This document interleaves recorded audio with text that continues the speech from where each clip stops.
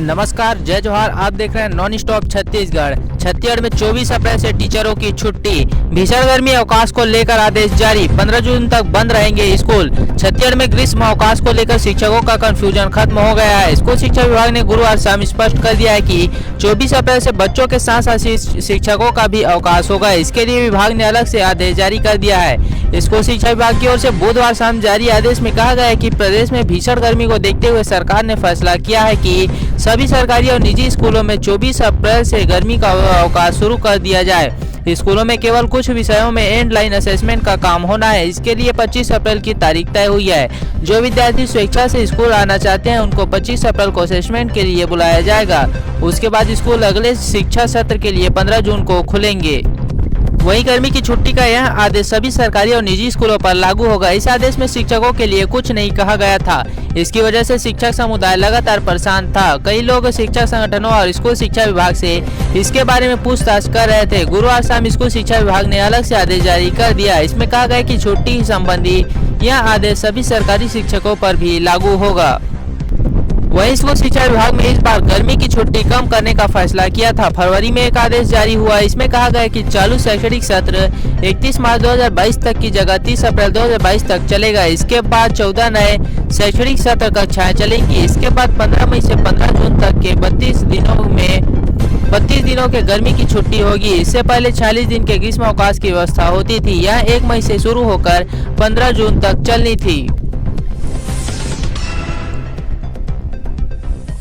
रात में भी लू जैसे हालात। राजनांदगांव रायपुर में सामान्य से 5 डिग्री अधिक हुआ रात का तापमान। अलर्ट जारी। छत्तीसगढ़ का मध्य और उत्तरी इलाका लू की चपेट में है। रायपुर, बिलासपुर, सरगुजा और दुर्ग संभागों में झुलसाने वाली गर्मी से जनजीवन पर असर दिखने लगा है। कुछ शहरों में तो रात को भी लू जैसे हालात बन रहे हैं।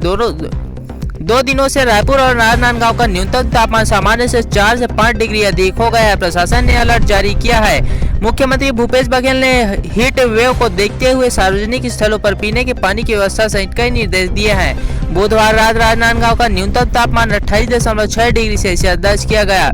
यह सामान्य से 5 डिग्री सेल्सियस अधिक है। राजधानी रायपुर में यह 28.4 डिग्री सेल्सियस रहा है, जो सामान्य से 3 डिग्री सेल्सियस अधिक है। एक दिन पहले तक रायपुर का न्यूनतम तापमान 30 डिग्री सेल्सियस था। यह सामान्य से 5 डिग्री सेल्सियस अधिक था। मौसम विभाग ने इस स्थिति को गर्म रात्रि के तौर पर परिभाषित किया है। रायपुर मौसम विज्ञान केंद्र के विज्ञानी एसपी चंद्र ने बताया कि दिन में धूप की वजह से तेज गर्मी पड़ती है। इससे हवा भी गर्म हो जाती है। रात घर आने के साथ ही हवा ठंडी हो जाती है। इससे तापमान कम होता है और लोगों को गर्मी से राहत महसूस होती है। जब न्यूनतम तापमान सामान्य से 4.50 डिग्री या उससे अधिक हो जाता है तो यह स्थिति बनती है। यह रात को लू जैसी स्थिति है। गडकरी का बिना पेट्रोल डीजल गाड़ी चलाने का आइडिया।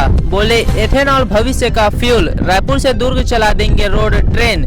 सस्ते ब्रिज निर्माण का दिया आइडिया। रायपुर आए केंद्रीय मंत्री नितिन गडकरी ने छत्तीसगढ़ की सरकार से कुछ प्रोजेक्ट पर खास तौर पर काम करने को कहा है। उन्होंने मंच से ऐलान करते हुए कहा कि इन प्रोजेक्ट्स पर सब्सिडी लेकर फंड तक की कोई चिंता करने की जरूरत नहीं है। केंद्र पूरा सहयोग करते हुए लोगों की सुविधा के लिए काम करेगा। गडकरी रायपुर के अंबेडकर अस्पताल कैंपस में बने ऑडिटोरियम में 9,240 करोड़ के रोड प्रोजेक्ट्स का शिलान्यास और लोकार्पण करने पहुंचे थे। इस दौरान उन्होंने छत्तीसगढ़ के मुख्यमंत्री से बात करते हुए दिलचस्प आइडिया शेयर करते हुए इन दिशाओं पर काम करने को कहा। वहीं गडकरी मंच से बोले पेट्रोल डीजल के भाव बढ़ गए हैं। मैं ट्रांसपोर्ट मंत्री हूं। इस टेक्नोलॉजी पर काम हो रहा है कि अब गाड़ियों में पेट्रोल की जगह 100% एथेनॉल डालकर चला सकते हैं। टोयोटा, हुंडई, सुजुकी और जैसी कंपनियों ने मुझसे कहा है कि वो 6 महीने में ऐसी गाड़ी मार्केट में ला रहे हैं। बजाज ने स्कूटर और बाइक तो लॉन्च कर दिया है फ्लेक्सी इंजन पर। एथेनॉल भविष्य का फ्यूल है, किसानों का फ्यूल है। उन्होंने सीएम भूपेश से कहा कि मैं आपसे अनुरोध करूंगा कि अब पेट्रोल के बजाय एथेनॉल पंप शुरू करने की अनुमति भारत सरकार ने दी है। इसलिए गन्ने से, राई से जो एथेनॉल बनाने की बात है, आप इसे शुरू करें। छत्तीसगढ़ से पेट्रोल गायब हो जाएगा। पेट्रोल की जरूरत नहीं पड़ेगी। इस देश का किसान अन्नदाता है। इस देश के किसान को ऊर्जा दाता बनाना है। आप इस ओर ध्यान दें। नितिन गडकरी का छत्तीसगढ़ से वादा। 5 साल में अमेरिका जैसी सड़कें सीएम के साथ दे तो 2024 तक 1 लाख करोड़ की रोड बनवाएंगे। केंद्रीय मंत्री नितिन गडकरी गुरुवार को छत्तीसगढ़ की राजधानी रायपुर पहुंचे। उन्होंने यहां पर 9,240 करोड़ के 1,017 किलोमीटर की 33 रोड परियोजनाओं का शिलान्यास और लोकार्पण किया। कार्यक्रम के दौरान उन्होंने मन से लोगों को दिल जीतने वाली कुछ बातें भी कही। नितिन गडकरी ने कहा कि हम आने वाले 5 साल में छत्तीसगढ़ में ऐसी रोड बनवा देंगे जो अमेरिका के बराबर होंगी। उन्होंने बात को आगे बढ़ाते हुए कहा कि मैंने अपने दफ्तर में अमेरिकी राष्ट्रपति केनेडी की कही एक बात को चिपका रखा है। वह कहा करते थे कि अमेरिका धनवान है, इस वजह से वहाँ की रोड अच्छी नहीं है, बल्कि रोड अच्छी है इस वजह से कि अमेरिका धनवान है। गडकरी बोले, सड़कों के विकास को महत्व समझाने वाली इन बातों को मैं हमेशा महत्व देता हूं। मैं हमेशा मानता हूं और चाहता हूं कि इसी पथ पर छत्तीसगढ़ भी आगे बढ़े। नितिन गडकरी ने छत्तीसगढ़ के मुख्यमंत्री भूपेश बघेल से आग्रह करते हुए कहा कि जमीन और फॉरेस्ट क्लियरेंस की मामलों को आप जितनी जल्दी आगे बढ़ाते जाएंगे, मैं वादा करता हूं कि साल 2024 तक छत्तीसगढ़ को 1 लाख करोड़ की सड़कें बनाकर नई के तरफ से दी जाएगी। वहीं नितिन गडकरी ने इस दौरान कहा कि किसी भी राज्य के विकास के लिए महत्वपूर्ण है पानी, पावर, कम्युनिकेशन और ट्रांसपोर्ट। इन बातों को ध्यान में रखते हुए कोई भी राज्य आगे बढ़ सकता है। छत्तीसगढ़ में भी हमें ऊर्जा, संचार, यातायात और पानी से संबंधित व्यवस्थाओं पर ध्यान देना होगा। इससे कृषि बढ़ेगा तो किसानों की आर्थिक स्थिति होगी और अच्छी होगी। कृषि और ट्रांसपोर्टेशन कम्युनिकेशन अच्छा होने से प्रदेश में उद्योग आएंगे, जिसकी वजह से लोगों को रोजगार भी मिलेगा और गरीबी भी दूर होगी।